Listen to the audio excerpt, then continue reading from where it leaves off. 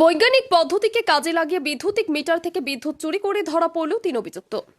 দীর্ঘদিন ধরে বৈজ্ঞানিক পদ্ধতিকে কাজে লাগিয়ে বিদ্যুৎ চুরি করতে গিয়ে পুলিশের জালে ধরা পড়ল 3 জন অভিযুক্ত। ঘটনাটি ঘটে সিঙ্গুর থানা অন্তর্গত দেওয়ানভেড়ি গ্রামের সমীর বাজার বাড়িতে। তার বাড়ির বৈদ্যুতিক মিটারের মধ্যে একটি বৈজ্ঞানিক পদ্ধতিকে কাজে লাগিয়ে একটি যন্ত্র লাগানো হয়, যেটির মাধ্যমে বিদ্যুতের মাসিক বিল সাশ্রয় হবে। এই প্রক্রিয়াটি বিগত 6 মাস ধরে চালিয়ে আসছিলেন উক্ত ব্যক্তি।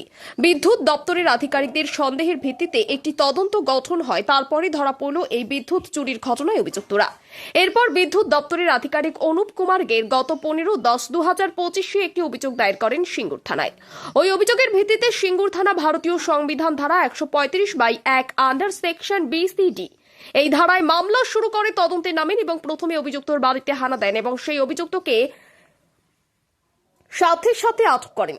পুলিশের তদন্তে জানা যায় এই জালের সঙ্গে যুক্ত আরো 2 জন ব্যক্তি যুক্ত ছিলেন। তাদেরকে 3-11-2025 তারিখে নিয়ে আসা হয় সিঙ্গুর থানায় এবং প্রাথমিক অনুসন্ধানের ভিত্তিতে তাদেরকে আটক করা হয় এবং পরবর্তীতে তদন্তের জন্য আদালতে পেশ করা হয়। চন্দননগর আদালতের বিচারক 3 অভিযুক্তদের 4 দিনে পুলিশি হেফাজতে পাঠানো হয়। বিদ্যুৎ দপ্তরের অনুসন্ধানের ভিত্তির রিপোর্ট অনুযায়ী প্রায় 3 লক্ষ টাকার বিদ্যুৎ চুরির ঘটনা ঘটায় উক্ত অভিযুক্ত ব্যক্তিরা। বৃহস্পতিবার সিঙ্গুর থানায় অতিরিক্ত পুলিশ সুপার হুগলি জেলা গ্রামীণ কৃষাণু রায় সাংবাদিক সম্মেলন করে। উপস্থিত ছিলেন DSP headquarter Agnishwar Chakraborty, CI Prashanta Chakraborty, Singur থানার ভারপ্রাপ্ত আধিকারিক সুদীপ্ত সাধুখা ও বিদ্যুৎ দপ্তরের আধিকারিকেরা।